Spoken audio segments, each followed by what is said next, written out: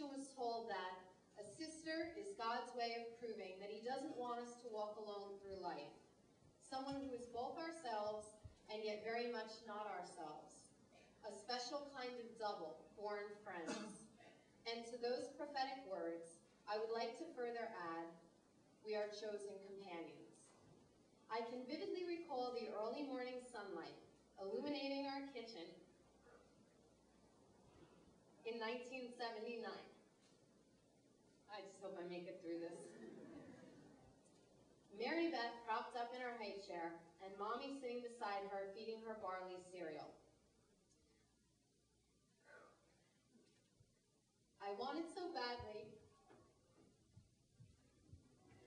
Anybody else want to read this? For my sister to be able to join me in the everyday adventures of our toy room, that I would inquire each morning as to whether today was the day that Mary Beth could play with me. And I suppose that the story of us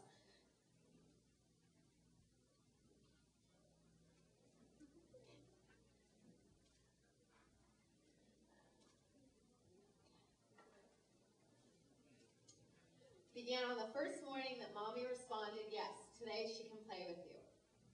Mary Beth had the cutest little bald head and the daintiest little mannerisms. I hold forever in my heart and mind the image of her as a baby. She had the most delicate little body, most innocent smile, and look of total trust for me in her big bright eyes. That was when I knew that I would forever love her company, relentlessly protect her, confide in her my deepest secrets, and tie her up to the basement beams, lock her inside of really dark rooms, tell her frightening details about the plethora of monsters residing underneath her bed, pretend her favorite stuffed toys had died over the course of the night, entice her to do things that we were distinctly told never to do, play school with her as my student. Unfortunately, she was always talking back to me and refusing to do my assignments, so I gave her an F on a report card. And then, of course, there were the times when I would push her down in the sled across the backyard slope. This was, of course, only to test out the safe handling of our sled and the viability of the jump for me to do if she made it unscathed. Most importantly, I knew that I would forever love her with all of my heart.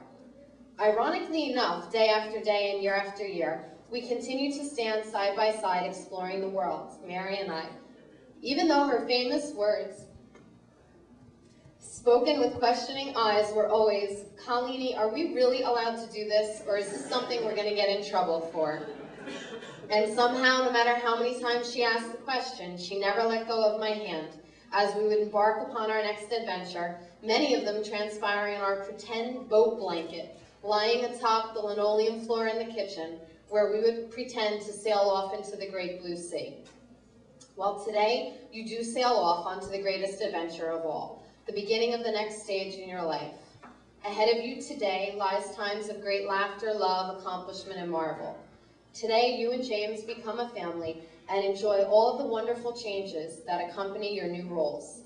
Mary, do you remember being little and pretending to cook dinners for make-believe husbands in our playroom? Every night you cooked up a different plate in your play oven with all of your pretend plastic and rubber foods. Well, now you really get to make your mark on the world with famous dinners, desserts, and snacks. James, please keep your eyes open for the rubber bologna and the plastic cheesecake slices. Mary Beth used to love to trick Papa by putting them onto his dinner plate. In all seriousness, sis, today I realize that our days of playing in our playroom have truly come to an end. Well, I should say that they transcend in form. I officially have to share you now, my bestest friend. I can no longer hog you all to myself. I suppose that Barbara Alpert said it best when she wrote, "You are my sister and my mirror, shining back at me in a world of possibilities. You are my witness who sees me at my worst and best and loves me anyway. You are my forever," these quotes were a stupid idea, partner in crime, my midnight companion, the only one who knew when I was smiling, even in the dark. You are my teacher, a defense attorney, my personal press agent, and sometimes even my counselor. The truth is that you have always been there for me, and no matter where our lives take us, whenever we're together, it's just like being home again. James, it is in your keeping that I place my sister, and with you that I agree to share my truest friend. I know the best of care will be given to Mary Beth forever and always, because I am sharing with you my most precious asset, an asset which includes her future and her happiness. I have faith that together the two of you will create your own family ties and unbreakable bonds. Congratulations, Mary Beth and James. Let's all raise our glasses to the newlywed couple, wishing you a lifetime of love, happiness, and devotion to one another.